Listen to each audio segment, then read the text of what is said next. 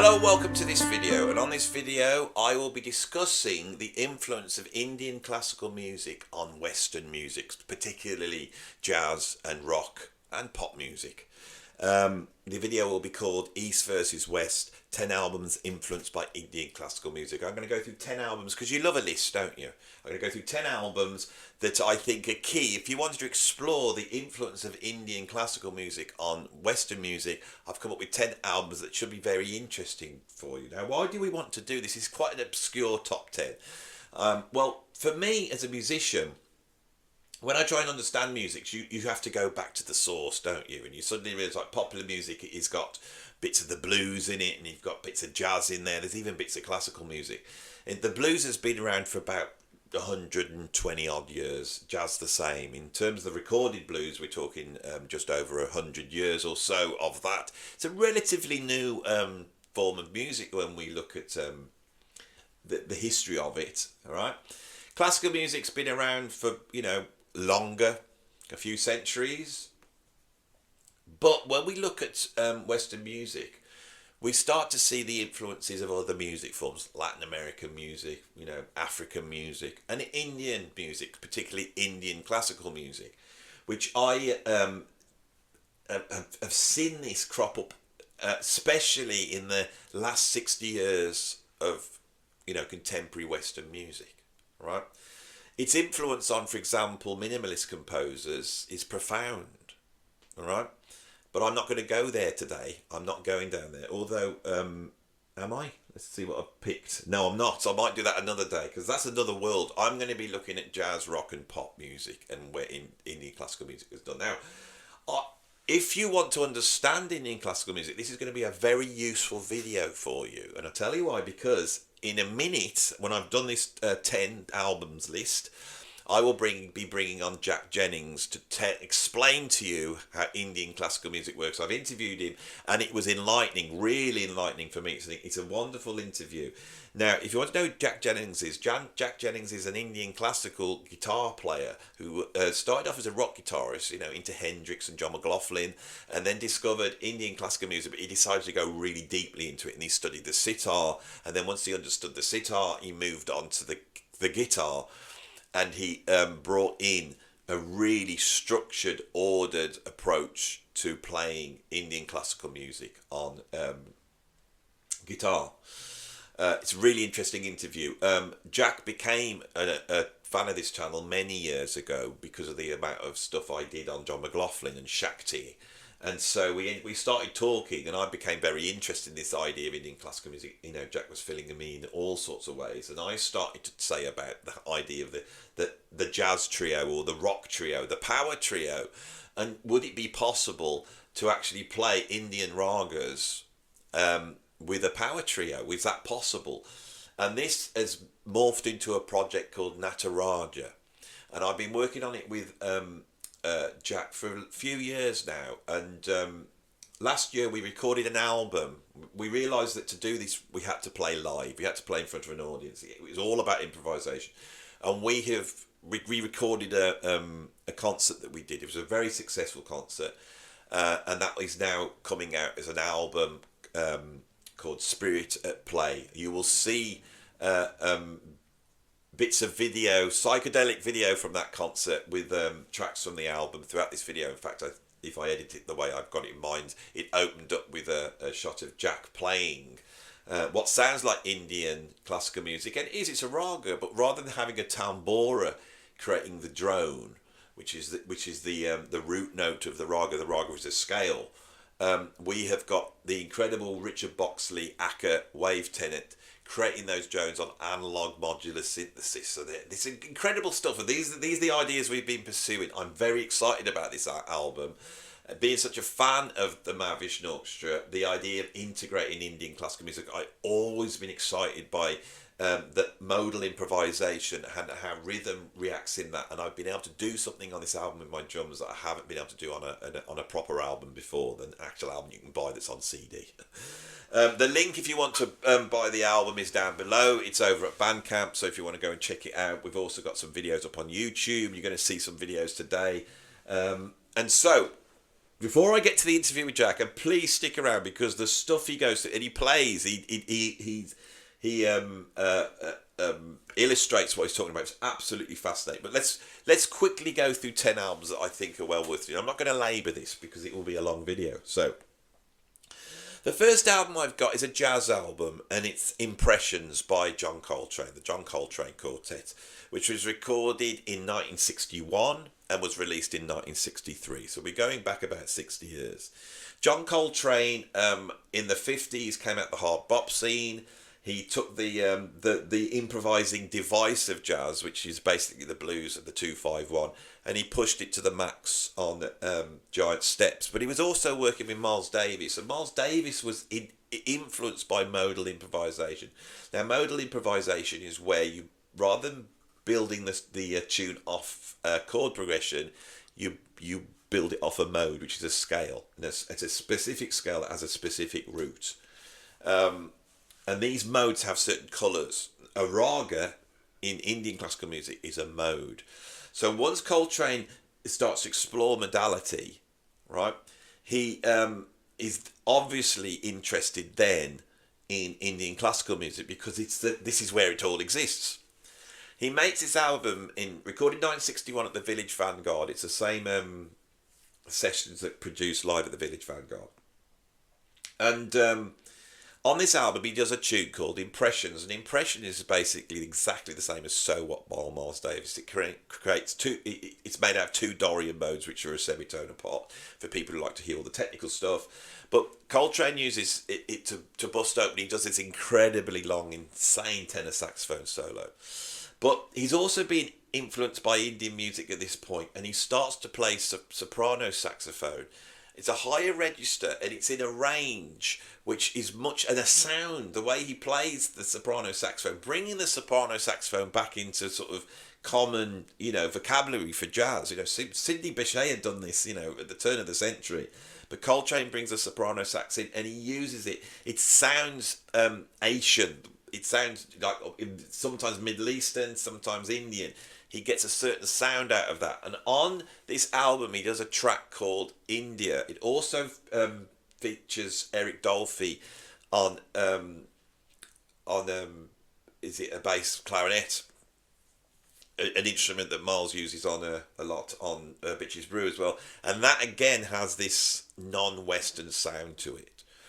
India is very interesting in seeing the integration of jazz with Indian classical music ideas. The big difference with Coltrane's searching for some sort of piece, the sort of piece that is embodied within Indian classical music, which comes from the revelation of God. Jack gets really into this in this interview in a minute. But it also contains an angst, and it contains a sort of tortured soul exists within that. And this is really interesting, that when Western musicians go to Indian, they seem to embody it with a torment and a torture. Right, so that's the first album. Over in the UK, around about the same time, we had a genius saxophone player, a guy called Joe Harriott. And Joe Harriott should be a household name in jazz, but the problem is he's British. When I say British, he's actually Jamaican, and he came over in the Windrush period in the 1950s. Big fan of Charlie Parker. He then integrates himself into the sort of British jazz scene. The first album he actually ever played on was by George Chisholm. And if there's any British people here of a certain age, they will remember Play Away. And on there was a trombone player called George Chisholm. Well, actually, he was a pretty heavyweight jazz musician. He starts to explore his own ideas, Joe Harriott does, and towards the end of the 50s, independent of Cecil Taylor and Ornette Coleman, he starts to create his own version of free jazz. His version is different to Ornette Coleman's. It's a lot more about interplay and following the story of what musicians are doing. So if you think of Ornette Coleman, he dispenses with the piano in his classic quartet, so there's no chords, but there's chords, but they're being improvised. I think on those albums he had a pianist called Pat Smythe, I believe, who I think Holdsworth worked with later on, and Pat Smythe was very Bill Evans based. So there's a romanticism in the chords. It's very interesting stuff. So he was a real pioneer and was not recognised for that. In the mid-60s, he teamed up with a guy called John Mayer. No, not that one. This was a guy that was an Indian violin player that resided in the UK. He worked in the classical realm. He was a composer. He worked within jazz, and he also drew upon Indian classical music. And he was very adept at Indian classical music. And in 1966, he collaborated with Joe Harriott on an album called the Indo-Jazz Suite, right? And this featured a sort of jazz quartet and then a quartet of Indian classical musicians. They then followed that with two more albums, which were called Indo-Jazz Fusions 1 and 2, I think. It's interesting because it's one of the first times you see the word fusion on an album, and it really was a fusion. And he was working in the British jazz scene in the 60s, releasing these albums. They're very important albums here in the UK. And at that time, John McLaughlin was working on that scene at the same time, playing with Graham Bond. Graham Bond had an interest in sort of the esoteric and the occult. And also, I've always wondered how much what Joe Harriott was doing on those albums influenced John McLaughlin. So you say, well, how would you know that? Well, around that time, he played on an album by the great trumpet player Kenny Wheeler, which I think was called The Windmill Tilter, I think. I'm going to have to pull a lot out. I didn't know I was going to talk about this. And Kenny Wheeler plays on these Indo-Jazz albums, I think. So you can see he's in the same circles. So that's the second album I've got. Same year as Indo-Jazz Fusion comes out, this huge album comes out, one of the biggest pop albums in history, and one of the albums that creates the new wave of pop music, one of the most important albums in the history of Western, contemporary music, and it is, of course, Revolver by the Beatles, right? It came out in 1966. Now, it's George Harrison that really had a serious interest in Indian classical music, and he studied sitar. I think he studied with Ravi Shankar, and the whole band there. This is the point when they start dropping acid, and they're all into the sort of the philosophy that goes with sort of the revelation and self exploration that's in sort of Indian, the wisdom of Indian sort of religions and stuff. On Rubber Souls, the album came out in 1965. They do Norwegian Wood. Norwegian Wood is modal. It's in 6/8, right? So it's a slightly different time signature, and it has that sort of sound. And there's drones on there, and I think there's a sitar on there, and it has an Indian sound. But on Revolver, there's a track called "Love to You," which was written by George Harrison. And this is where he, for the first time, really explores that sound. He's now got some skill on the sitar, and he brings that in. Also on that album, of course, is one of the most groundbreaking tunes in pop music history, Tomorrow Never Knows. My God, 1966 they made that track where, John Lennon tries to create the voice of the dead, the Tibetan Book of the Dead, speaking to us from eons. And on that, it's underpinned by that incredible drum groove by Ringo Starr and the drone on the tambora. So what the Beatles do is the Beatles, at the same time as Joe Harriott is doing on a sort of very esoteric, microscopic level, in England we've now got the biggest pop band in the world bringing Indian influences in, and it gets associated with psychedelia. So as soon as you bring in influences, you can smell the incense sticks burning, can't you, and people dropping acid, and you can see all that, and it gets tied to that. It gets tied to the idea of self-transformation, I think, and the Beatles are responsible for that. Over in America, 1967, there's another guy really breaking huge ground, especially for the world of fusion, and he doesn't get the credit he should. Don Ellis. Don Ellis is a trumpet player and arranger and composer. He comes out the sort of third stream movement that comes out sort of Stan Kenton and Maynard Ferguson. In the early 60s, he's doing that sort of intellectual jazz that we would associate with people like George Russell, who played with George Russell. He starts to push the elements of jazz. He has a big band, and he starts to bring in electronic elements, and he starts to bring in Indian classical elements. And I think the interest in Indian classical music makes Don Ellis very interested in rhythm. And in 1965, he brings out an album called Jazz in 3 2/3/4 time. I think that's the title. Very interesting time signatures. In 1967, he brings out the masterpiece album Electric Bath. Electric Bath is a wild psychedelic album for jazz big band, and it opens up with a track called Indian Lady, and this is exploring rock beats, it's exploring electronica, it's exploring Indian classical modes and ragas in Indian approaches to improvisation. He's exploring microtones that he's got from Indian music, and he's using rock beats. 1967, this is one of the first successful fusion albums. I believe it's informed Frank Zappa, although Frank Zappa never mentions it, although Don Ellis is on a couple of the early Zappa albums. And Zappa takes influences. He's a very modal player. And so we see that emerging, and we see the use of the violin. Zappa starts to use violin players. Violin players are in that high register, all right? It's associated with Indian classical music, and they can bend notes and play microtonically. And by the time we get to Hot Rats, he is using Don Sugarcane Harris, and he is using John Luc Ponty to explore a sound within rock music which is modal, and I think very influenced. This doesn't get said at all anywhere else. Jimi Hendrix, he's listened to John Coltrane, he's listened to the Beatles, right? He's exploring psychedelica, and in 1969 he makes an album, a live recording called Band of Gypsies. Now this album has really informed our band Nataraja. You know, the track Machine Gun, which is modal and slow moving, Hendrix opens that up almost like a raga, right? Incredible. I mean, Hendrix did so much, but if you want to hear his genius on guitar, you go to Machine Gun, right? So now we have a template for how musicians in a power trio, guitar, bass and drums, can explore these modal ideas. It's the idea of the guitar. You know, Cream were doing the same thing, right? But the album I've chosen is Band of Gypsies. Okay.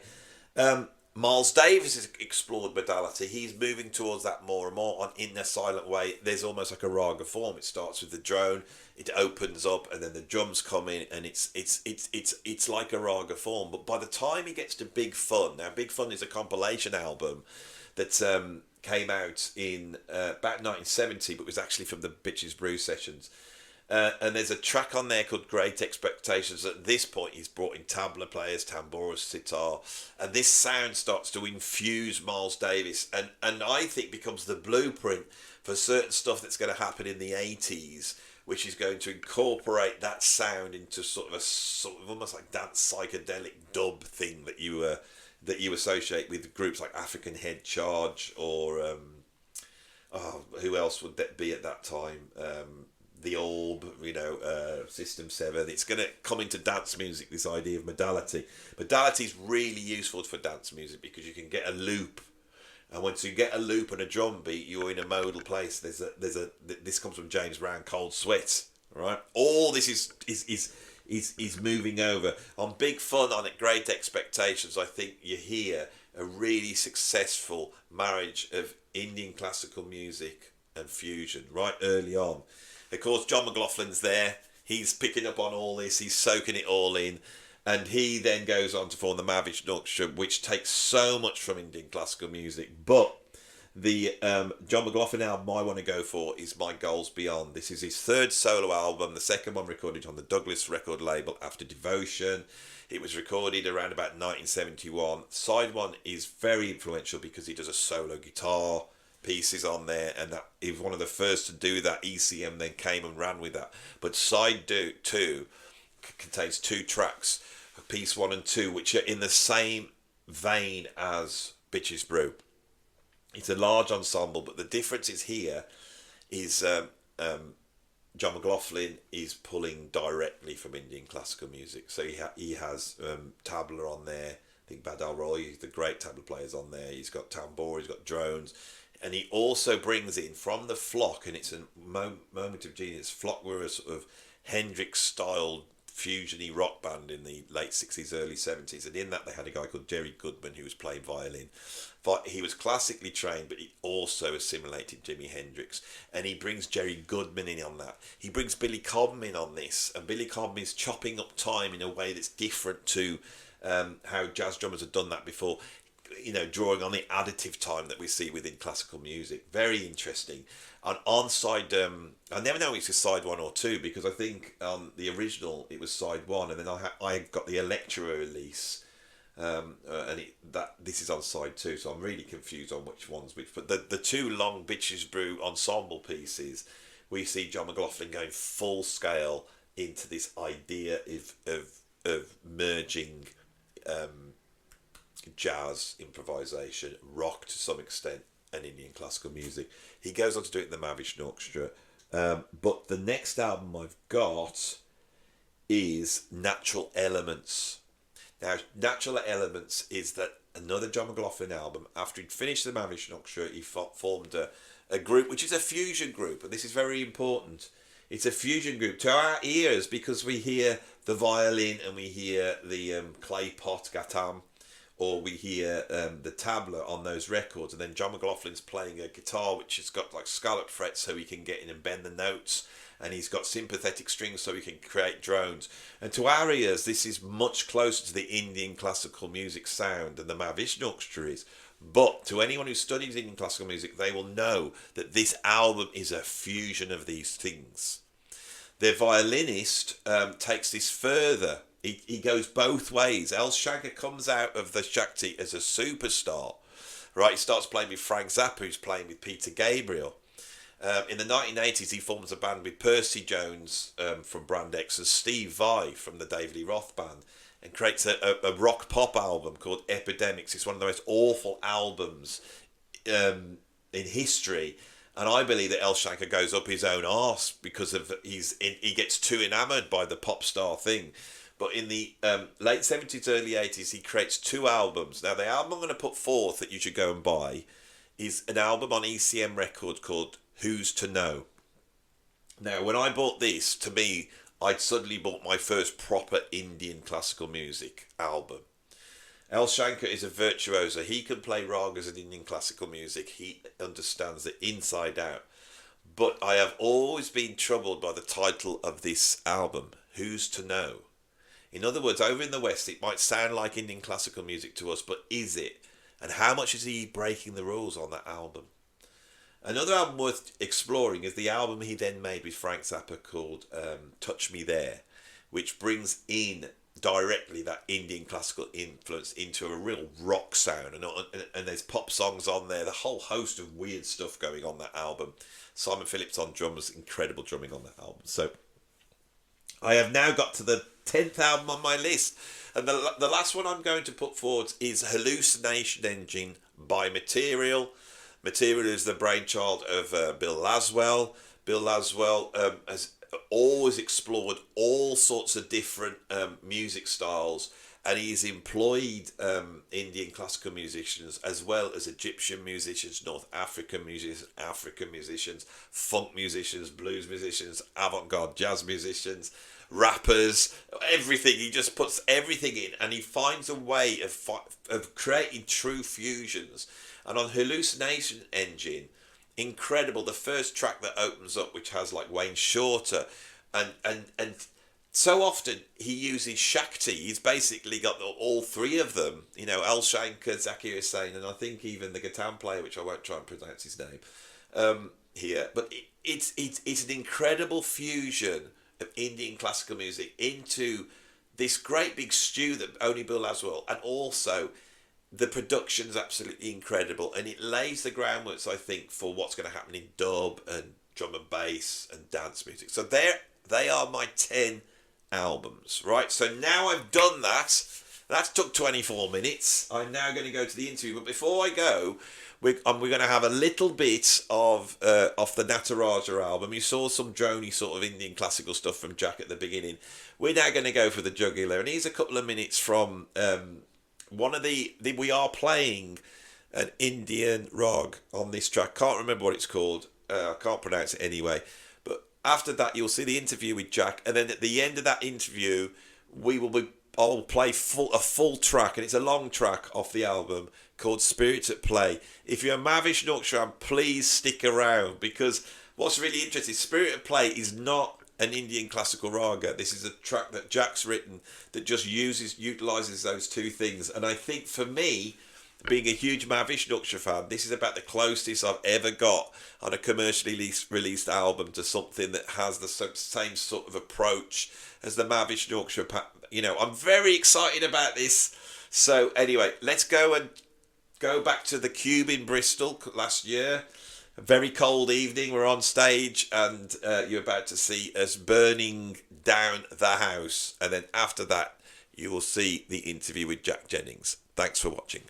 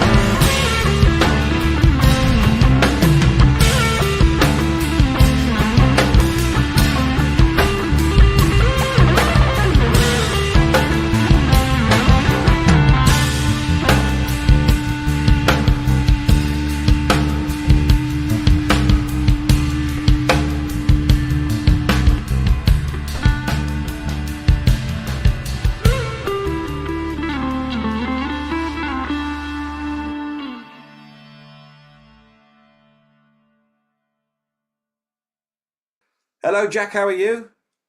I'm very good, Andy. How are you? I'm good too. We've got an album coming out. Yeah, that's right. Yeah, not long now. So, do you want to tell me and anybody watching this video about this new album that I'm on and you're on? Yeah, the band is called Nataraja, and the album is called Spirit at Play. It's named after the title track, Spirit at Play, and it was all recorded live at the Cube in Bristol, and it was literally just all the way through live. It just miraculously was good enough to make an album from. So yeah, literally just kind of landed from the sky. There you go, live album. That's my experience. Yeah, I think because normally when you do a live album, it's really stressful. But I think we had so much on our plate that because it was like our first gig, first time we played the material, we were worried Yeah, about an audience being in there, and all I remember was just trying to play the stuff for the audience. I don't remember worrying about the recording ever. I just thought, well, we got through it, and so I think we captured something. We said at the time, didn't we? We captured something quite special. yeah, absolutely. Yeah, there wasn't any idea or expectation about it being an album, and I mean my memory of it as well is that it was, I think it was the coldest night of the year or something, in December 2022, and I actually woke up with a cold that day as well. So I was kind of like, oh God, right now I've got to play this gig, and I actually had to wake up at 6 o'clock in the morning the next day to fly to Portugal as well. So I was kind of like, oh God, this is going to be a long 48 hours. And then it was just really cold and frosty. And when I left the house, I was carrying my amplifier and my guitar, and I actually slipped over on the ice, and then there was loads of traffic on the road. I had to go through country lanes to try and get fuel. I had to stop at this really, really ancient fuel pump in the middle of the countryside, and then the car was slipping on the ice, and it almost I got remember stuck. you saying that when we got there to the gig. You said Yeah. you crashed the car. So yeah, so it was a really kind of crazy beginning, but when that happens, sometimes I have a feeling that like, it's it's going to be a special night, you know, because when you turn up and you're almost kind of like too relaxed, nothing really happens. It almost feels like it's a bit flat. But all of this kind of drama and, you know, kind of almost like stress, but not really stress, because it just makes me feel like something's going to happen, isn't it? Something's going to Yeah. happen. I've got a story to tell with this one, you know. So I'm going to fill it in from my end. This video is going to be about Indian classical music and how it's influenced Western music, specifically rock and jazz. I'm going to go through some albums. I may have done that before this video starts or after. I don't know. Who knows? You know what my videos are like. But I'm going to go through them. And what I really want to do with you is explore you as you're a rock guitarist. You grew up listening to Hendrix and you played, you know, and you like the Mahavishnu Orchestra and John McLaughlin and all that. But then you discovered Indian classical music, and then rather than just learning the Mixolydian mode, and you know, like the rest of us, you've gone down a, a, a deep route of really studying Indian classical music. Can you tell us a little bit about that journey for us? Yeah, absolutely. I mean, the first time that I heard Indian classical music was on um, a cassette tape. I mean, I'd heard bits and pieces, you know, growing up listening to the Beatles, and even in GCSE music. I do mention that GCSE music because it was an incredible course, and I learned a lot. And we listened to Indian music in the course, and when we had to draw like a kind of graphic score, you know, and so I always felt it was very interesting. But the first time that I really heard it properly, like a full recital, was on this little cassette tape that my mum actually brought back from India. She's a yoga teacher, so she would go out there, and she brought me back this Ravi Shankar cassette tape. Um, and I was, you know, I was into Miles Davis. I just kind of got into Bitches Brew and Birds of Fire, coming from Hendrix and Zappa and all that stuff. So I felt like I was really ready to sort of explore new music. But when I heard Ravi Shankar, it almost felt like, oh, actually, this is the real thing. This is actually what they've been drawing from. I mean, not to put Ravi Shankar above Hendrix or Miles Davis. I mean, if anything, I idolized Miles and, you know, Jimmy more than anyone. But just in terms of the structure and the tradition of the music, Indian classical music, it was fully doing all the stuff that that I think, you know, the modal improvisers wanted to cultivate in their music. So it was like going to the source. Um, and then I ended up studying sitar, and eventually the guitar kind of took over again for me. For a few years, the sitar was kind of my priority at times, but then eventually it switched back to the guitar. And it's been much more in the past sort of 5 6 years. I've kind of consolidated it much more on the guitar in a traditional form. So rather than playing kind of Indian influenced, I can more kind of safely say that I'm actually playing traditional Indian classical music, but on an electric guitar. With our group, it's the fusion thing again. It kind of felt like once I got the traditional stuff down, then suddenly it was like life was asking me to actually do fusion again. You know, there seemed to be less opportunities to actually That play traditional. because what might be interesting to the viewers is that you studied sitar. When you went back to electric guitar, you really approached the electric guitar in a different way, and you didn't approach it because obviously the guitar exists in Indian classical music. It's often played like a on the flat, isn't it? Like a country and western. You know, they'll often play. Yeah, like slide guitar. Yeah. Yeah, but you brought in some elements of sort of electric Western guitar playing. Can you explain a little bit of how you approached it and how you create, you know, the way you string your guitar, the way you tune it, and you know, because it's so fascinating what you've done.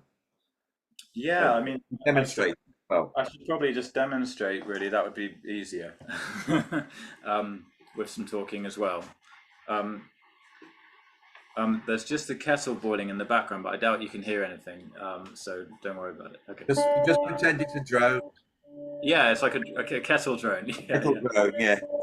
Special brand of Indian classical music that only you do, Jack. Don't worry, I'll put a subtitle up.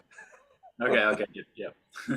um, so the main thing really was to do with playing the different scales mostly on one string rather than across scale shapes, because if you start playing across a scale shape, then you kind of have to break the connection between the notes depending on just where the string changes are. So even if I just start with something like the Dorian mode, just which could just be standard Western music. If I'm playing on this kind of shape,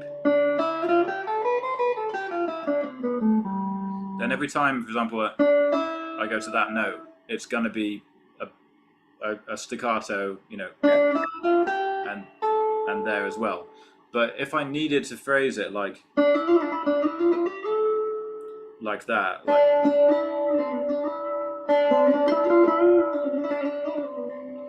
then you could play things like that in a shape,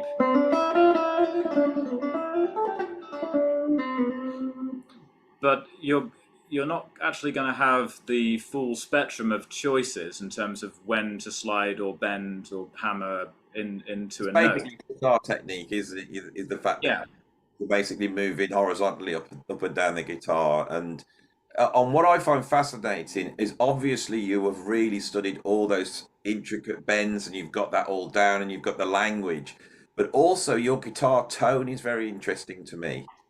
You, you've got it, that's a Tokai Strat, isn't it? Not a Fender Strat. It seems yeah, like a magical sound that guitar does to me. Um, yeah. It's is just that true, or is it just in your fingers or a mixture of both? um, it's a bit of both, but this guitar really it's got the right kind of sound, and I have tried it with the American Strat. I've got a late '90s American Strat, um, and I also use that on the album for more of the heavier rocky stuff. But this is a 1982 Tokai, and it's modeled after a like a '57 Strat. But every guitar is different anyway. Some guitars have just got a much lighter, ethereal, kind of quivery sound, and then I mean the thing I love about the American Strat is that, especially playing it in a kind of three-piece band type thing with only one guitar, that guitar kind of like fills out the sound, whereas this guitar is much more. It's kind of got a big sound, but it's almost like bigger and better when it's clean, you know. Mm. And when I tried to play this in the past in different bands, it never really worked. But once I actually looked at it just as a vehicle for Indian music, and I changed the tuning, it suddenly felt as if this guitar worked for that tuning and for that style. So the tuning idea, it was kind of just a test to see if it might work or if I might develop a different guitar to do something different with. But actually, it worked out so good. Just this really simple solution. So the thing about Indian music is that you play in one key. So for the sitar, it's generally C sharp or D. D is actually a bit more common these days.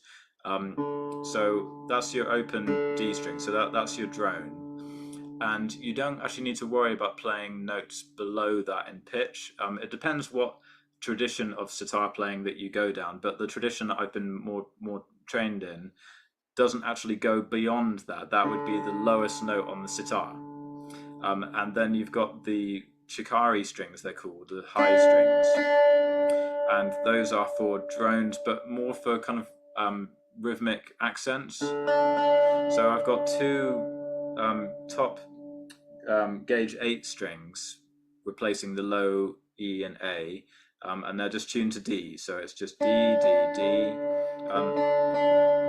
They're just a tiny bit out of tune there, but having two of them makes a massive difference to just having one.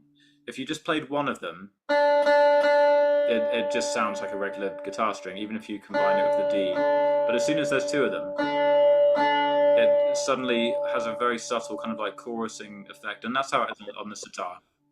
Yeah, it's a beautiful sound. So can you give us some like proper Indian classical stuff that's proper, Yeah. not you pretended like if I was pretending to do, I want some actual ones with the proper phrasing, and I want you to show what you know. Okay, right. Well, I'll kind of explain a little bit as I'm doing it, I suppose. So, for example, you're opening up a rag. So this is Rag by Geshri, and this is that's the tonic. So I've got my root note on fret 7 as my D, and then when I'm actually phrasing in this particular rag, the tendency is to start on that note. This is the 6th degree.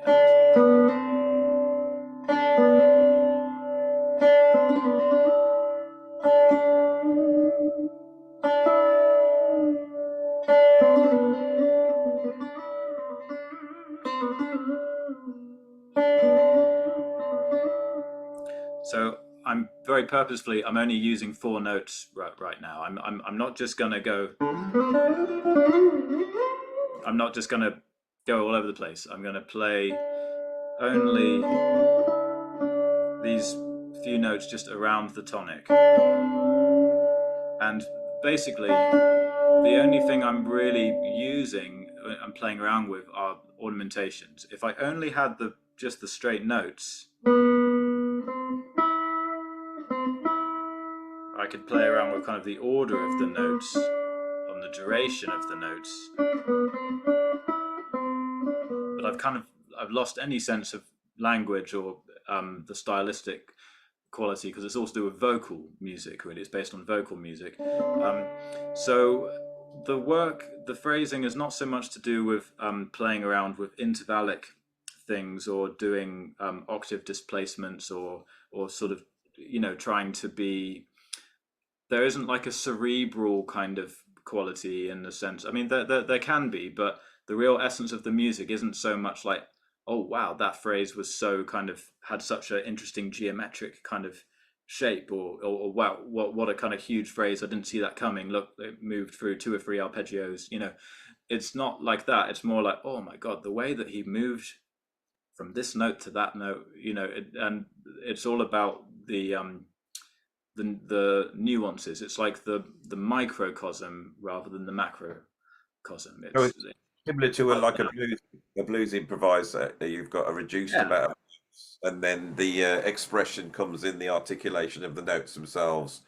yeah, Uh, with the yeah. vibrato, microtonic Mhm. stresses, and then bends. But it's very strict in Indian classical music, isn't it? That approach. So could you just go through some of? Yeah, I mean, there's things like, Because that's what creates the sound, isn't it? Is that yeah, what I find fascinating is I can tell you've got a big empathy with the blues, and when you go to play, say, rock guitar, it's very Hendrixy bluesy, but there's like a big bit in the middle between Indian classical and the blues, which you seem to be able to get into. So you know yeah. your Indian classical playing is very bluesy. I can tell you enjoy doing the bends. Hmm. But if you were to play the blues, I think there would be that tinge of Indian classical sound in there. Yeah, I think it's found its way in. I mean, I feel like particularly playing with you, I've kind of found a way to bring more of the Hendrix, more of that fire into it, and even just feeling comfortable playing with distortion and really kind of digging in and things like that. Because if you play so much clean and you work on all these tiny little details, I mean, there's about 5 or 6 different things I want to say to you all at once right now. Because Oh, yeah. first of all, like, yes, you're dead right. The blues and Indian classical music kind of share the same um, core value in terms of it's all about the articulation and the ornamentations and the little microtonal movement. So it's absolutely that. Um, and then to play Indian classical music, you also have to kind of surrender any sense of like, well, I want to do it like this, or well, my style is this, or you need to actually think, right, I'm going to learn this rag and I'm going to learn faithfully the right kind of way. And eventually, the freedom and the individuality, of course, does come through. but you're gonna have to basically drop your own sort of, oh well, I feel like going because if you're in front of the guru, the teacher, they'll say, no, no, no, in this rag you can't play, from that E to that.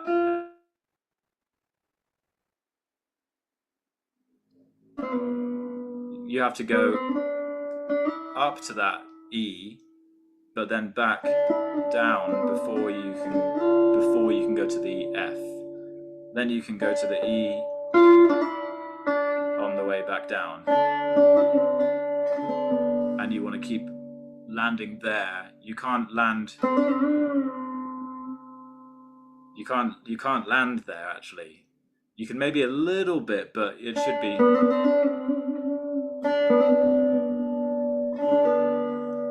That's a landing point, right? But for a different rag, it could have the same notes but a different stress point, or a different slight order of notes. So you have to be willing to go into that and be more at service to the strict rules of that rag. So with So this rag you're playing the sixth, the flat seven, the tonic, and the second. yeah, And although the yeah. Dorian, which is the Dorian mode as such, except you haven't got a flat third, have you? Which would spell Um, a I minor. have actually got it in there, but the thing about this is another thing.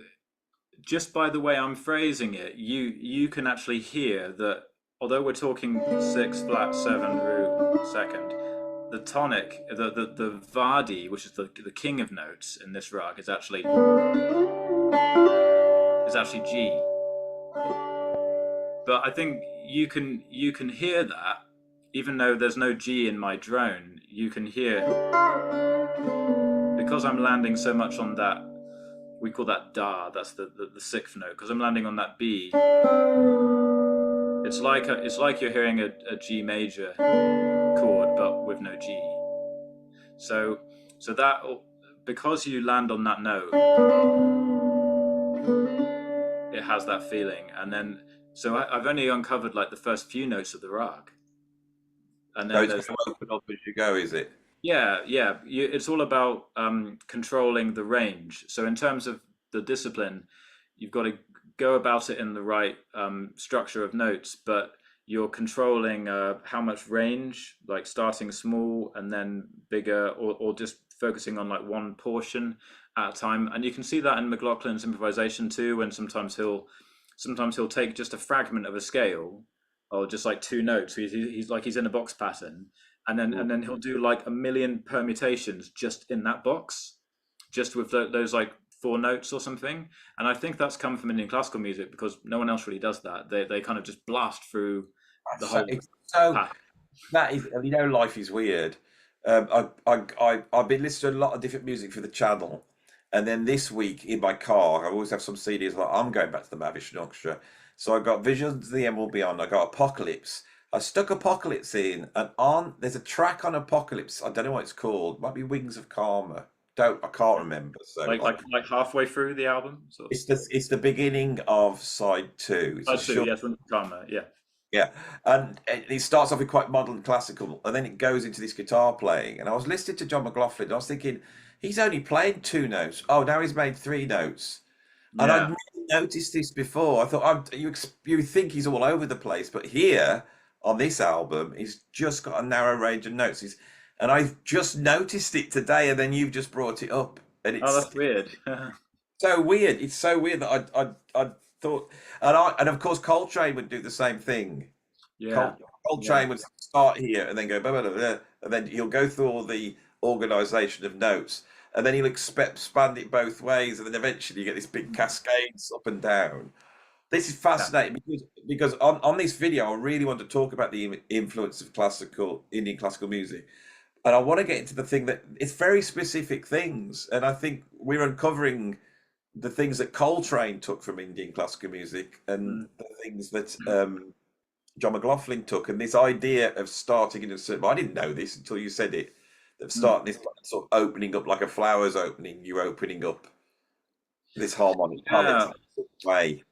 Yeah, because even like the minimalist composers were inspired by Indian music, but yeah, I mean Indian classical music, it's not minimalist in the Western sense because they're playing fast and they're playing, or it's very busy music, or at least it gets busy as it goes on, because Indian music always starts small and simple and gets bigger. It's just not considered natural to start really big and then get small and then big, and then or to have, it's just considered like that this should be a natural unfolding, which is just completely like the arc of a wave, and then it'll finish. And so it's very, especially in the South India, they really talk about, why you don't need to invent anything because everything already exists, and all of the different concepts, mathematical concepts, combination of notes, rags, they already exist. So it's not about coming along, and it's the complete opposite of you thinking. You'd think of someone like Beethoven at the piano, like I'm the genius, like, or like I'm like Mozart, like I'm the fully realized genius. No one can tell what I'm going to do next. It's all my ideas, and I'm like a virtuoso, and I'm ripping up all the rules, and I'm just like I'm like a god. This kind of, of course they didn't think like that, but the archetypal Western Yeah. classical musician who's like a Paganini, like I'm so sold my soul to the devil, and I'm literally amazing, and no one else can do what I do, and it's all me. Um, in Western classical music, that's almost like the most exaggerated sort of superhero form, right? Whereas in Indian classical music, it would be the musician who's just able to channel and realize everything that God has already done, and just to the rags are supposed to be kind of disembodied spirits, and logic, logic of numbers, logic of unfolding. It's not about you creating and being a genius all on your own. It's about you just letting the natural logic, natural order flow through you, and it's not to do with you. And I mean, I like the Western. I like the out there on your own, doing your own thing. I like that too, But I think it's interesting for people to start to realize the really big kind of Yeah. differences. That's what I want to start off with before we get into the Nataraja thing, which is trying to pull these things together. Yeah, Which yeah, I've gone through a number of albums where Western people have tried to use those influences, and they're trying to create those compromise. Before we move on to that, can you explain also the rhythmical aspects of Indian classical music? Because it seems to me that the other big difference is the lack of a cadence. So you never go to a dominant chord, do you? Which the blues does, of course. So you're having to try and create cadences through the stressing of notes, bending of notes to create tension. yeah. I mean, Also, interesting. there's a rhythmical tension, isn't there? Yeah, yeah. The rhythmical tension.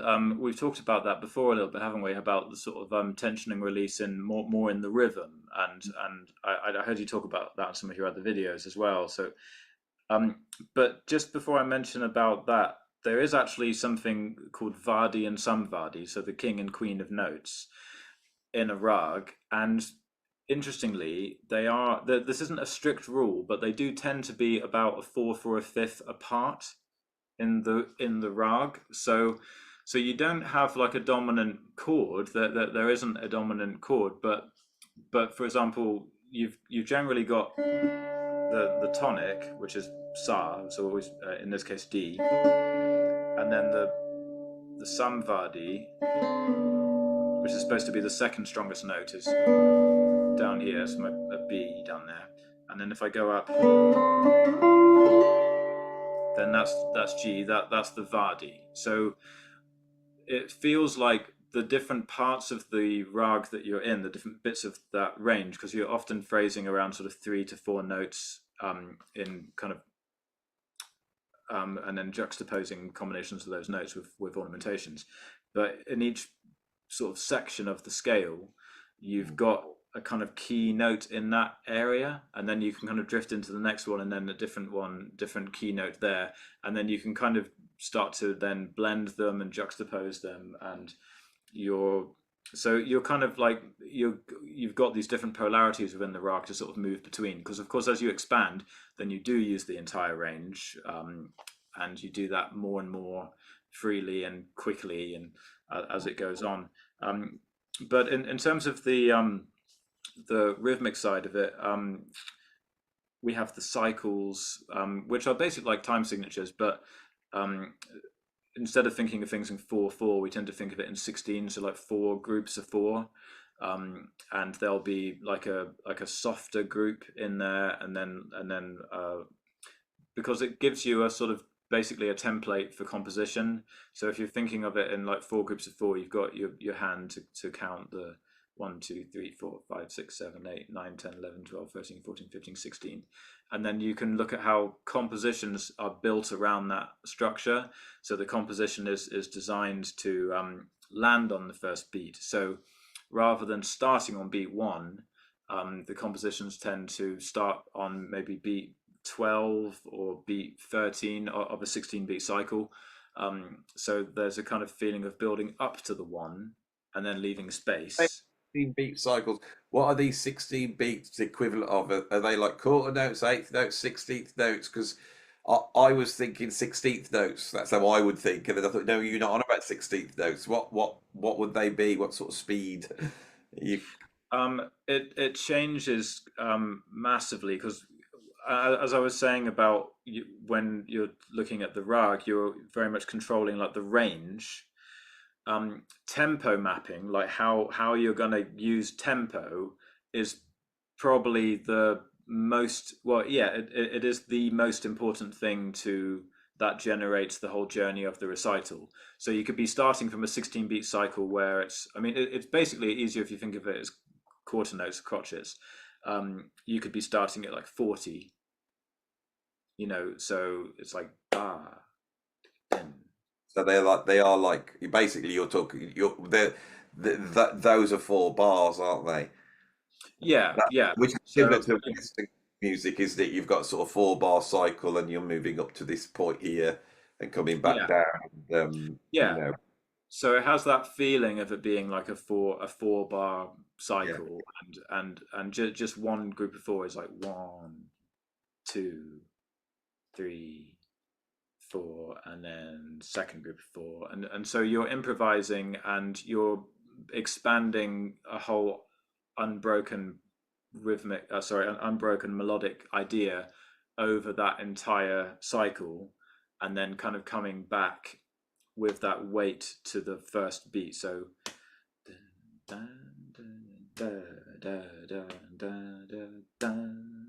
so there'll be like usually a little rhythmic kind of phrase like da da da da da, then some space. So for example, like a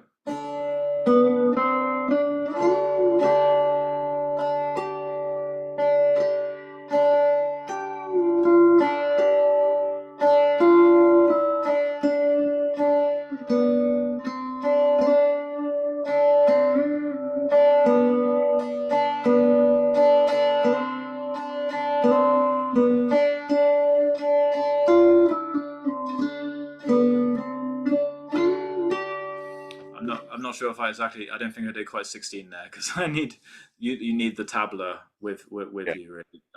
So that kind of very, very slow, very, very expansive, and then that moves up and up, and then you eventually just go through all different tempos until you actually end up playing at like 400 plus beats per minute. But at that speed, it much more feels like you are just playing eighth notes. But the Indian musicians would count that much more quickly. So, for example, like da din din da da din din da da din din din da din din da da din din da da din. Like, so we would feel like that. Yeah, that's like it's that tempo. But they're thinking da din din da da din da. They're thinking of da din din da da din da da din din da din da din da da din. That's one beat. Da din din da. That's 4 beats. So the system of counting stays the same, but you can still feel the groups of 4. so you're still feeling it like da din din da da din din da din din din da din din da din din din. You're still feeling the groups of four, but We've they got it's the counting same. up super It's the fast. same as Western music, but it's so interesting how the perception's different. We have a bar of 4/4, then we divide each quarter note or crotchet up into four, and Yeah, therefore 16 notes. But then we have four bars, and then we often will have the basic structure would be A or A B A. So the whole structure of the thing is all based upon these sort of fours. If you upset any of those in Western music, it starts to seem really strange. If you have like say a 13 bar section, or you start to have odd time signatures, or you start to put in more than four notes inside each quarter note, it starts to be weird. So it's a fascinating thing. I did want. I mean, we could talk about this for hours. And then yeah. some people going, this is all I don't quite understand when they went, people who are musicians won't know what sixes and fours and all this stuff is. But for those of you who aren't musicians, what I wanted to sort of demonstrate with Jack here is how complex and organized and also how the perception of it is different to Western music, and that um, it's a lifetime study. So how long have you been studying this? This Indian classical approach. How long would you say that is? Well, it's kind of gone in different phases, but I started when I was 19 or 18. 18, 19, that's when I got my first sitar. Um, but I had already been playing guitar a lot. I already kind of knew all my modes, and I was really, really crazy about mode theory by the time I was 18. So it was quite a quick kind of Mm. beginning, you know. Um, and I'm 36 now, so that's kind of 18 years, isn't it? yeah. So about that. Um, but I really got more serious. I mean, I was always serious about it, but it's difficult to. It's really defined by different teachers. So the first teacher I had taught me sitar, um, and that was for the first kind of 2 or 3 years, and then I worked with a Carnatic vocalist for a while that kind of got me on the guitar a bit more, and that was another sort of 2 or 3 years. And so I'd say the first up to the age of kind of 30, I'd had little bits of different teachings here and there, but I didn't have a really really thorough kind of teaching. I'd kind of learned a bit from this person, a bit from that person, a bit of spending time with other musicians, picking up compositions. So I had a good grasp of the music. It's like I knew the kind of I knew the language, I knew all the core components. But then when I was about 31 or 2, I started studying with Rupert Panesar, who's a sitar player in the UK. Is probably the best sitar player in the UK in my opinion. And then at this point, I didn't go with my sitar. I went with my guitar. But when you've played the sitar, then you can look at someone and I can see what note they're playing.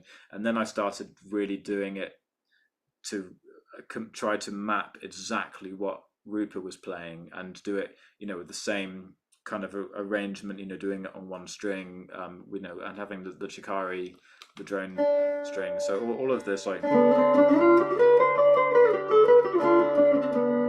just playing scales, but doing everything on You've one string. developed incredible speed on one string, haven't you? Your ability to play up and down rather than play across. Like I don't think I've ever seen another guitarist do that on guitar. Yeah, I mean that came in around that time, because I think around 30 or so. It's I mean, I think when you hit a decade, you kind of look at things a bit differently. So I felt at that time, you know what, I'm not going to worry about playing chords. I'm not going to worry about trying to play classic, Western classical guitar. Because for a while I was trying to study Western classical. I was trying to do a bit of this, a bit of that. And I thought to myself, actually, I'm just only going to do Indian classical music right now. I'm just not going to worry about anything else at all. And then I really started trying to. I'd also been working on some core aspects of my technique, like picking and realizing, watching all the Troy Grady cracking the code videos and realizing, oh, okay, I'm a downward pick slanter, almost like going to the doctor and being diagnosed. This is why you can't play like John McLaughlin, but you might be able to play a bit more like this person. So learning how to basically maximize my more natural way of picking. And then I got into just kind of organically learned a way to synchronize and play single string lines, and then building up the speed. And then when I started studying with Rupa, the amazing thing about it is that, I go to her house for like a 3-hour lesson, and you'd be doing exercises for 3 hours, but very, very musical sounding exercises, kind of things that you could actually just play it. You could be soloing and you could play it on stage and it wouldn't sound like an exercise. But moving through scale, but then like you were talking earlier about numbers, like going up the scale in divisions of 3, 4, 5, 6, 7, 8, just very, very methodical. And she would talk about, right, let's exhaust all the possibilities here, right? Going to keep everything in Raga, so we're not going to just frivolously move around the scale. Everything's going to be done with the correct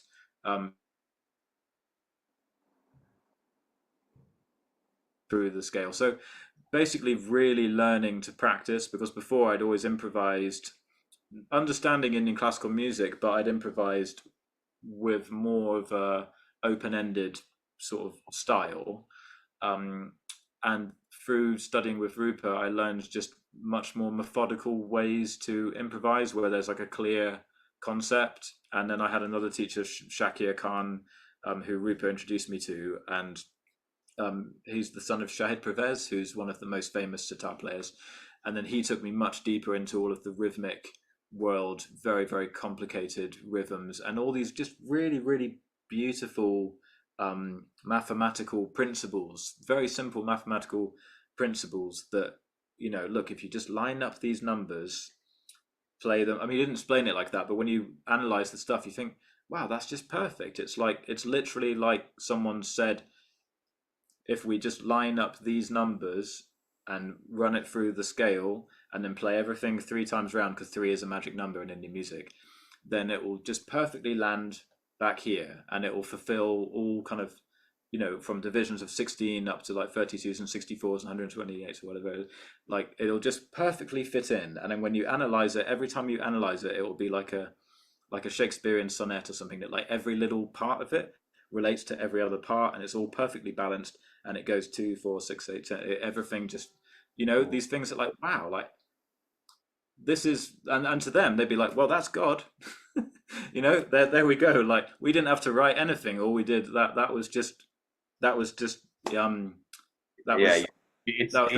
creator. Like, it's all there. It's a revelation rather than a creation.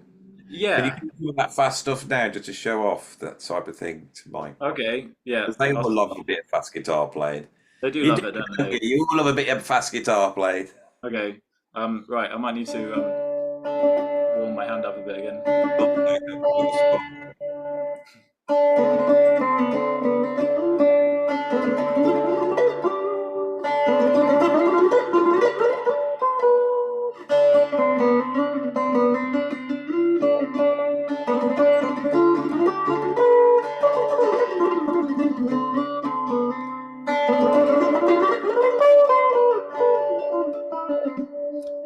I'm not feeling very warmed up, but that's pretty fast. You get the idea. Get the idea. So shall we now move on before we get on to NATARAJA?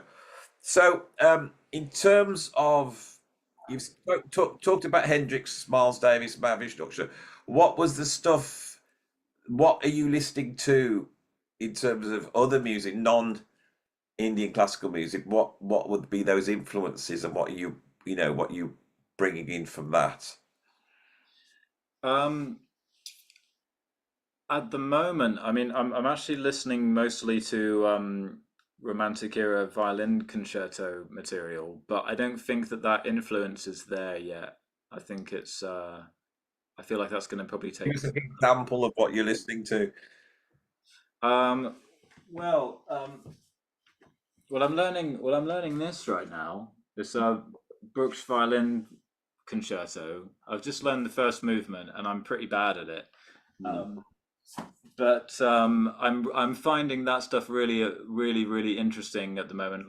Like Prokofiev's violin concertos and Tchaikovsky's violin concerto, because I don't really understand the music basically. So it's just really I just feel it. I mean, I never really found this with other styles of music very much, but with Indian classical music, I did. I feel like I do need to sort of I do it as a job. I teach people to play. I've got loads of students online, mostly in America, and I produce guitar courses for Indian classical music. So I do spend a lot of time in that mode of study, but it can be quite difficult to kind of not think about it in the technical or analytical terms. I know exactly what you mean. Yeah. Um, I mean, that never really bothered me much with rock music, because you just don't really bother analyzing it much anyway. Really, you just feel the kind of the textures and the expression and the kind of vibe.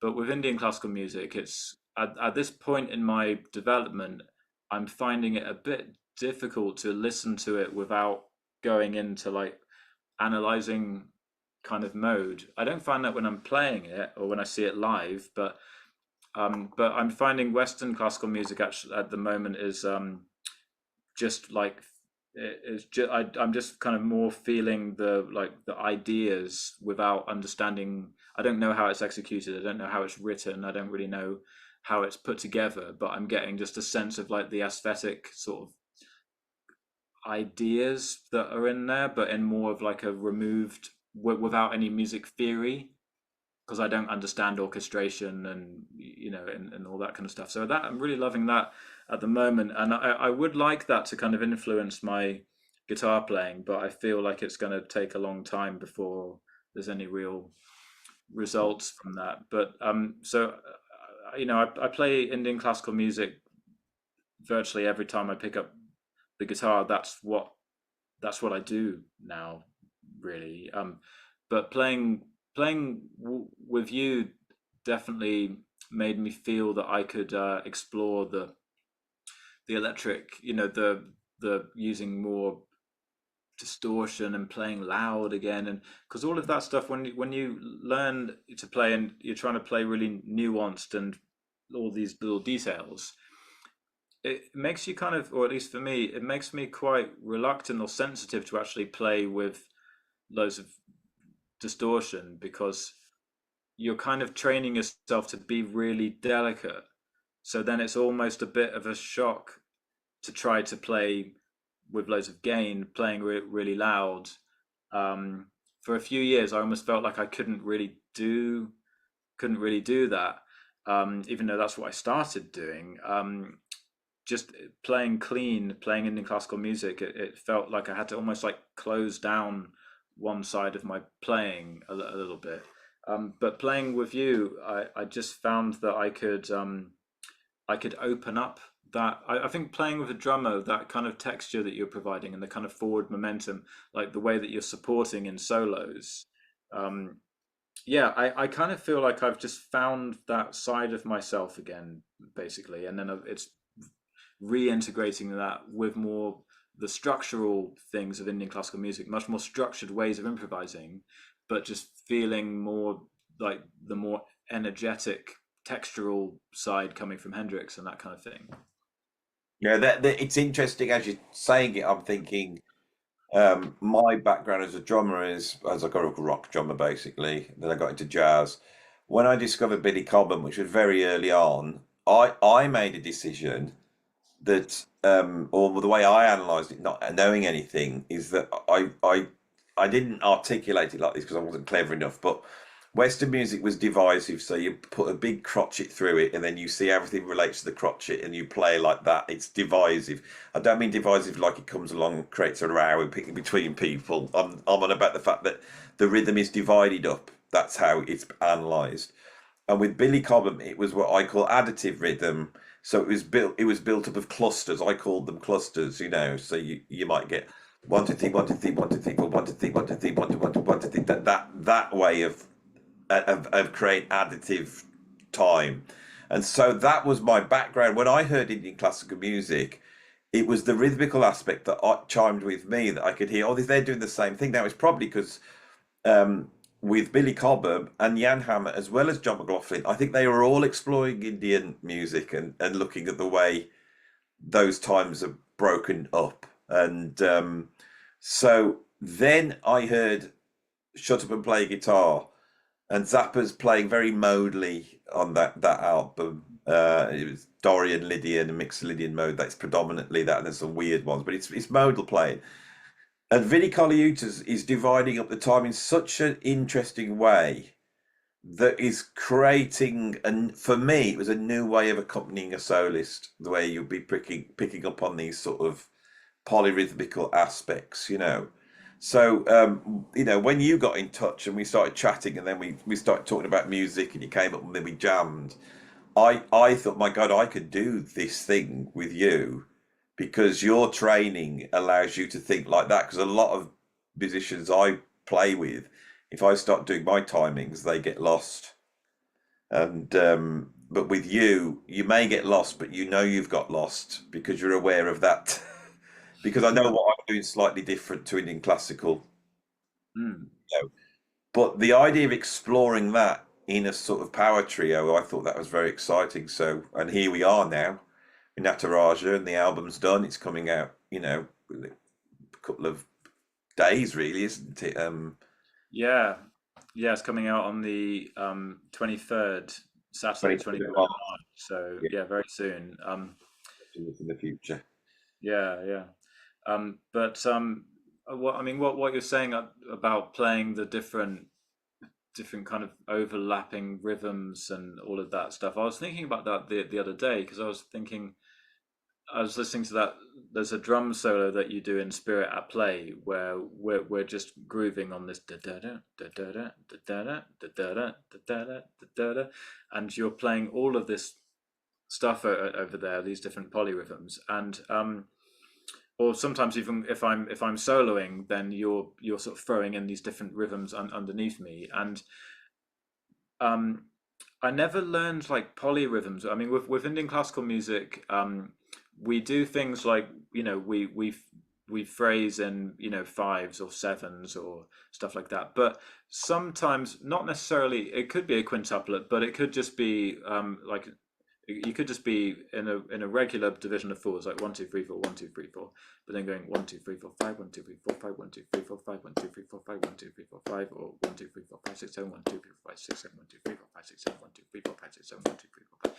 So I'm actually just doing 16th notes, but the length of the phrase is changing, so that makes it feel like the phrases are kind of But jumping in and they are off. polyrhythmical because if you look at the downbeats of your five, if you're Yeah. playing four and you play groups of five 16th notes, to put it in Western terms, you would be playing a 4/5. Yeah, so they are That's polyrhythms in how that I sense. see that, you see. That's how Oh, right, okay, yeah. Because I would just see that as like you're gonna, if I just 1 2 3 4 5 1 2 3 4 5 1 2 3 4 5 1 2 3 4 5 1. You basically always have to do it 4 times. there's four cycles there, so that's 4/5. You Oh, see. right, okay. If So you yeah, were to isolate your downbeats, yeah. so you're going 1 2 3 4 5 1 2 3 4 5 1 2 3 4 5 1 2 3 4 5 1 2 3 4. Yeah, okay. Those downbeats, that there, They would be. four against five. Oh, okay. Yeah, and that's very prevalent, and because if I'm doing that like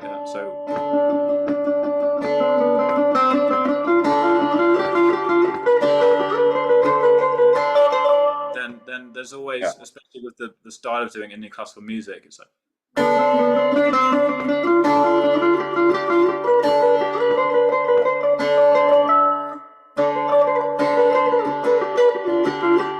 we do really accent the the downbeat. So right, so okay, so maybe that's kind of closer than what I thought, because what I was gonna say is that I don't really understand polyrhythm, that I haven't really trained proper like polyrhythms like a drummer has, or but when you start doing things, I almost feel like I'm comfortable with the fact that you could start playing something which it might not, if I tried to understand it in the moment, I could freak out. But it's just more like just trusting, and it's like, oh, okay, I don't need to change. Like I can stay where I am, and I can just basically keep an open mind. So if we're like da da da da da da da, and you're going ba da da da da da, then I don't have to actually freak out. I can.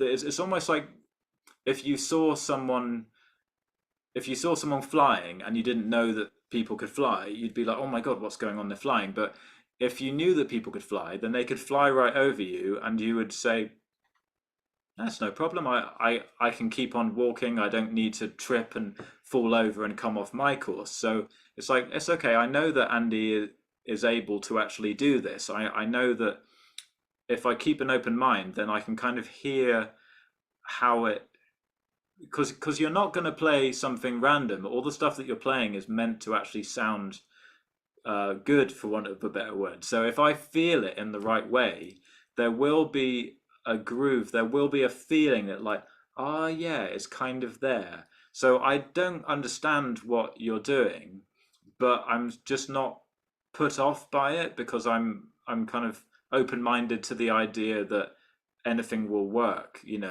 the right hands.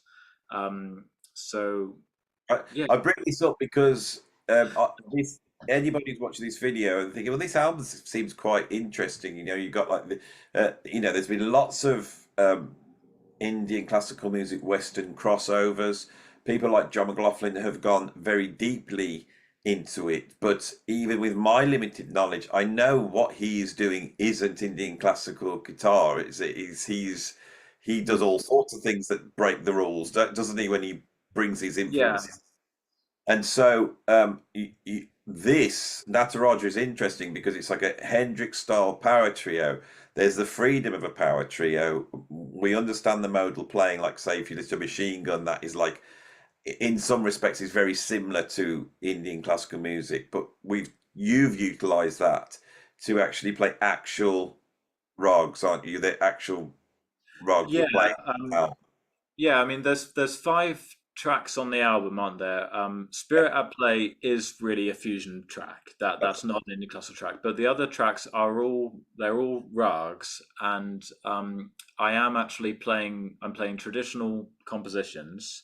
I'm trying to get you guys to play with me in a way that still contextualizes that melody, that composition in the right way.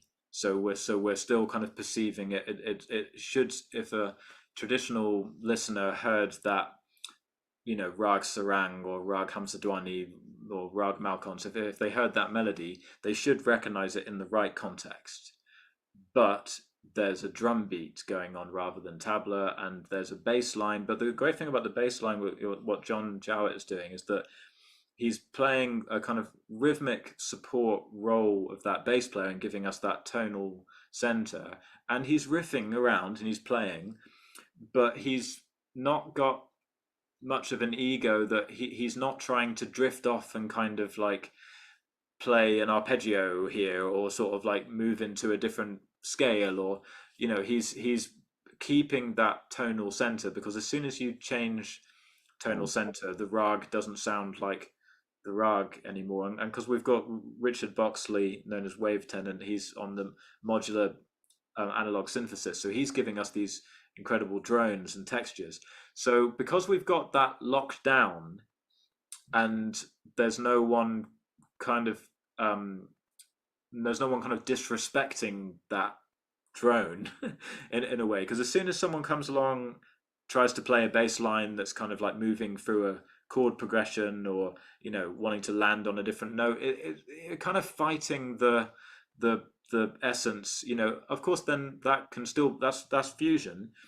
But what we're doing musically for those 4 tracks that are named after rugs, what we're doing musically, it actually kind of is Indian classical music in a traditional sense. It's just that the textures, the sounds that we're using are different.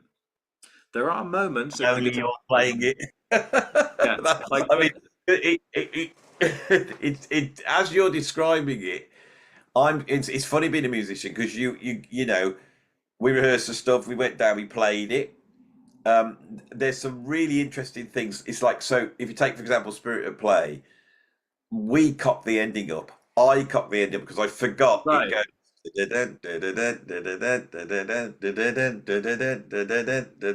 that the ending? I can't remember. We'll have to work it It out. should go. So it goes to the second chord. Da, da, da. It just goes back It's to the supposed to one. land there. And then, But your yeah, ending yeah. was I'm cool. glad you've got it there because I'll be able to refer to that. And we massively cock. I just forgotten that it went into that, actually I'd played myself out. If you listen to it, I've gone so bonkers, Mm. and I'm literally, you can hear me just going, all right, the batteries are going, and I'm just sort of fall apart, and that's all left in there. It's captured Yeah. something very unique, and I know none of us quite understand it. So you've got Richard Boxley has taken those drone ideas and taken the drones. They're almost like mini compositions, aren't they? There's Yeah. Yeah. moments, and so this is where it's completely unlike Cream or the Jimi Hendrix experience, in that those Yeah. drones are sort of, they do hem you in, don't they? That you have to. No one's going to go, right, I'll stick a dominant chord in here. I'll stop playing the around funky chord. You can't do it because those drones hem you in. And then I hate to give John Jarrett any sort of praise. Yeah. I mean, I've worked so closely with him now that I don't want his head to get any bigger. But he's such an incredible bass player, and continually he surprises me. And I've always seen John as a bass player. It's like he plays the bass. He doesn't want Yeah. to solo on it. He doesn't want to do any of that. But he understands how bass lines work. That's the only way I can explain it. Mm. And when I play with John, because I've got to go back like over 20 years now playing with John, when I play with him, I don't have to worry about him. The empathy I have between me and John is just, I'm not even noticing it. And, Right. and now we can just look at each other all the way through a gig and look at each other, and it's like that. I just know, like in a lot of the bands, I never know what's going on structurally, so I will look to John, and then he'll just sort of look at me, and I go, "Yeah, so we're going to the chorus now. Does it end now?" And this is how it works. And it's only when you're talking, I'm thinking this band Nataraja is a really magical band. There's a very specific chemistry there. I mean, we've done one gig, and we've probably got together twice and played. Yeah. Some Only, rehearsals. Yeah. and here And we are with a finished album, and there's all this stuff going on. It's a really fascinating thing. So, what's next? Do you think, Jack? We've got first um, album. What's next? yeah. Well, I mean, it's going to be great to play at this the album launch gig on the 23rd there in Bristol. We're going to play some new material, which Andy is yet to learn or to know anything about, because I never learn anything anyway. Don't worry about it. You know me. seems to be the secret to success is just don't play it much before almost. I mean, I think rehearsal is important to have some idea, but it does feel good to keep it fresh. So we'll be playing some new material, and they're going to be more traditional Indian classical compositions, and then yeah, it's just creating a kind of starting point, like a basic arrangement with the bass and drums to support it, and then just it's all about that interaction, isn't it?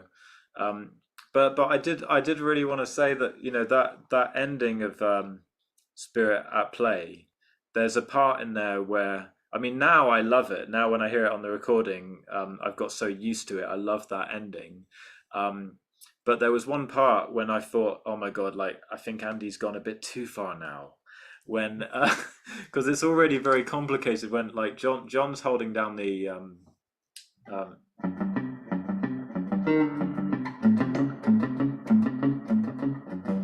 John's holding that down, and then I start to bring in the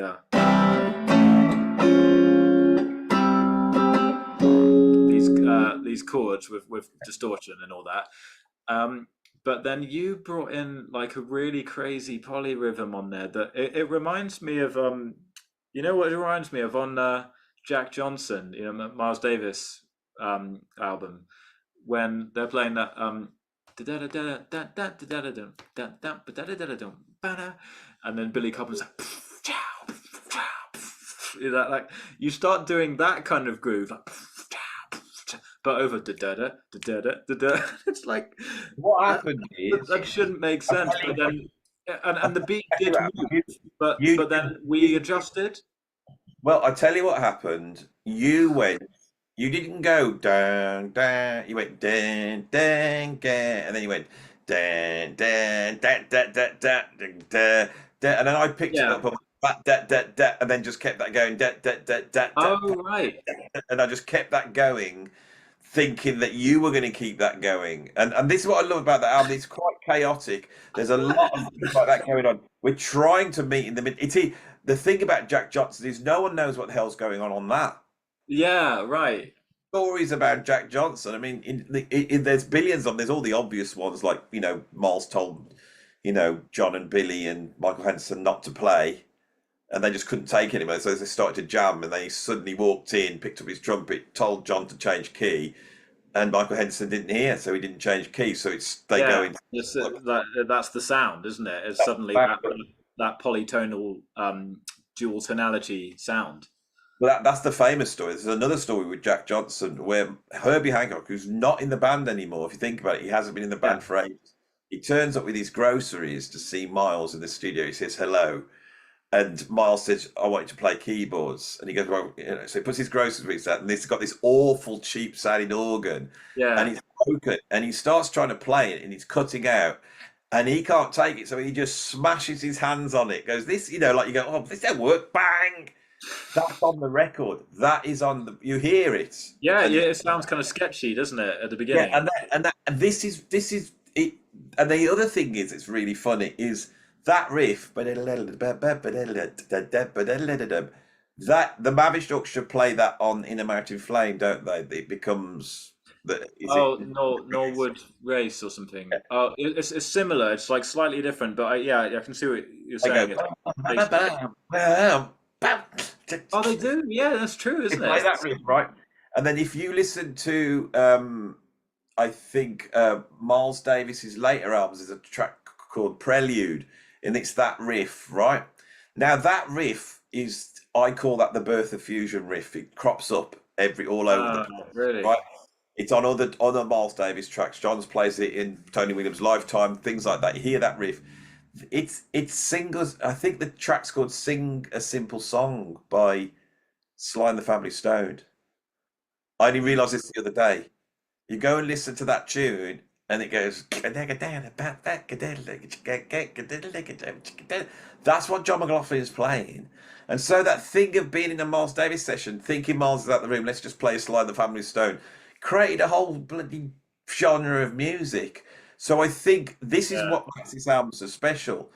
Now, I've listened to the album now because we've had the mixes for like, you know, a year or so.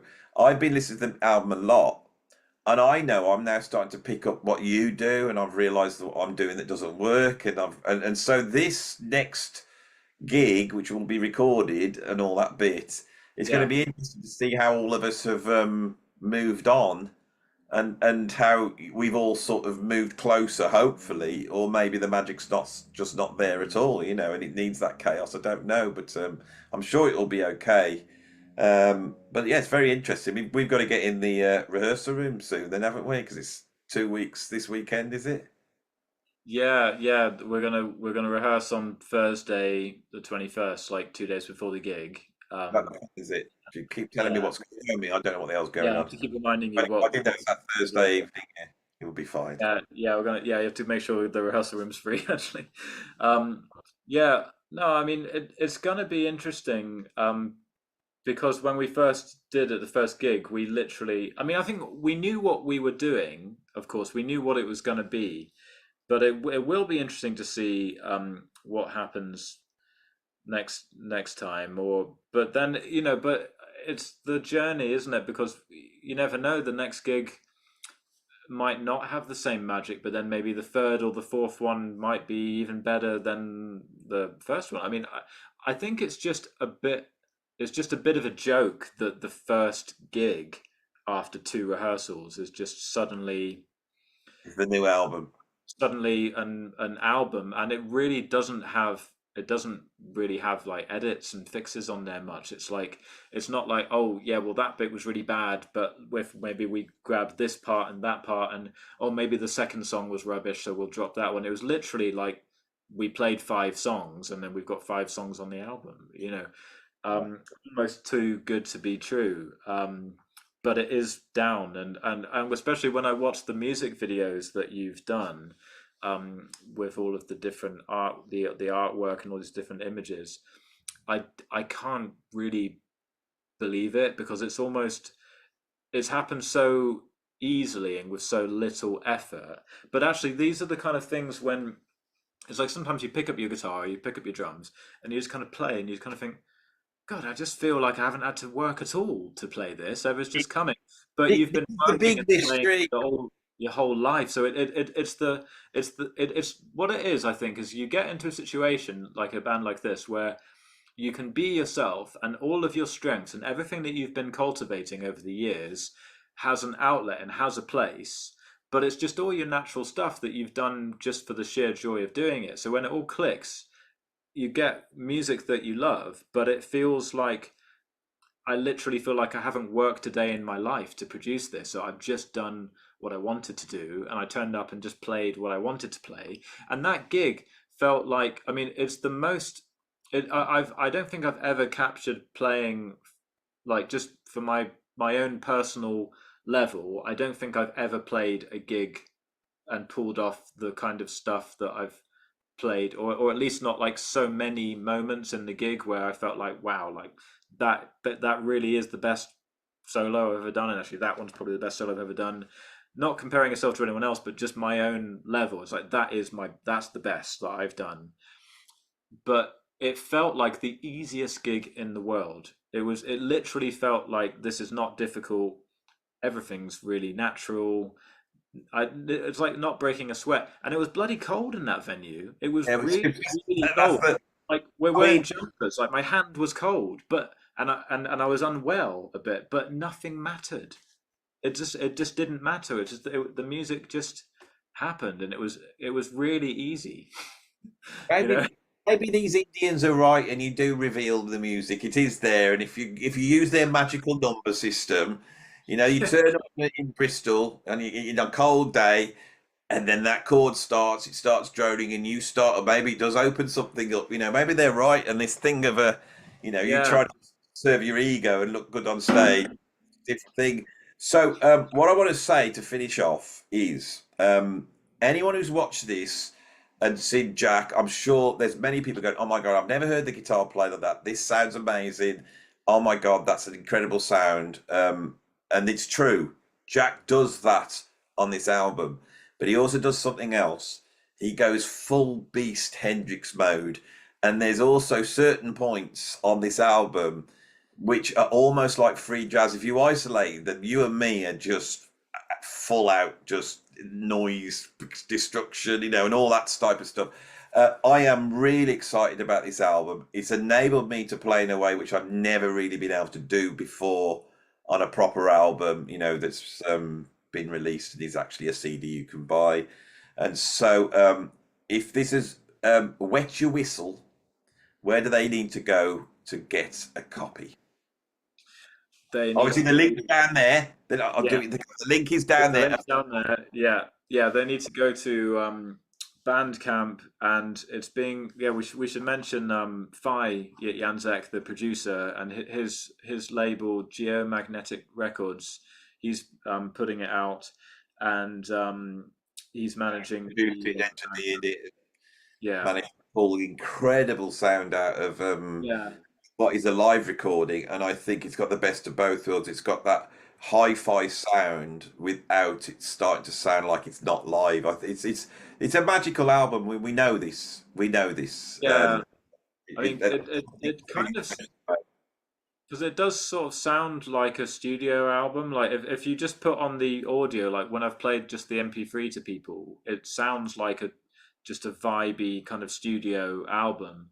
But then you can't really get that in the studio. Like it does have that raw energy live. This is happening. We're all together. There's no punch-ins. There's no edits. This is just I think when those tracks start, and you start at the beginning of that Raga sort of opening out, and you've got Richard Boxey's incredible drones going on, and they're really moving, and your guitar is very pure sounding. Those moments sound expansive and don't sound like this a live gig at all. But those moments where you're like giving it a good old tremolo arm abuse, and I'm all over the place, and you can hear people in the audience shouting and screaming because it really was a gig like that. Then you feel like you're watching hearing a live gig. So it's fantastic. Anyway, shall we wrap it up there, Jack? Yeah, brilliant. Thanks, Andy. Okay, then. Do you want to say bye-bye to everybody? Yeah, goodbye. Thanks for watching. Bye. I've got to do the camera. I've got this new camera set up now, and I don't know because it looks like I'm looking away from you the whole time. I don't know if I like that. But if I look there, I can't see you. Because I've got proper stuff now. You see. Oh right. Well, you have to camera proper light. I like it. The webcam in a different position or something. Yeah, well, I've got these ring lights. Look. Yeah, it's quite kind of rave 90s kind of vibe. I think so. Yeah. I'll just hold this here. I can use this as the thumbnail. Oh yeah, it does. I'll bring it in. Bye everybody. Bye. Ah.